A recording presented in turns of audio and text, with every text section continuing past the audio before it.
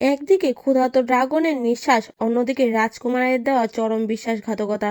JC যখন নিজের তৃষ্ণা মেটাতে বরফ থেকে আসা পানি খাচ্ছিল, সে ভাবলো এখন হয়তো সে নিরাপদ। ঠিক তখনই উপর থেকে বরফের স্তূপ ভাঙতে শুরু করলো। উপর থেকে পড়লো সেই ভয়ঙ্কর রাক্ষসের ড্রাগন।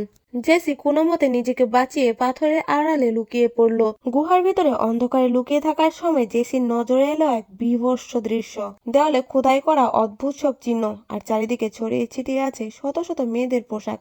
জেসি এবার বুঝতে পারলো সে এখানে প্রথম নয়। তার মতো এমন আরো অনেক মেয়েদেরকেই রাজকুমাররা বিয়ের প্রতিশ্রুতি দিয়ে এখানে ড্রাগনের খাবার হিসেবে পাঠিয়ে দিয়েছে।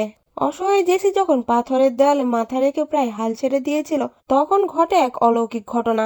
এক ঝাঁক নীল জোনাকি এসে তার পায়ের উপরে বসলো, আর এতে নিমিষেই তার ক্ষতস্থান সেরে যেতে লাগলো।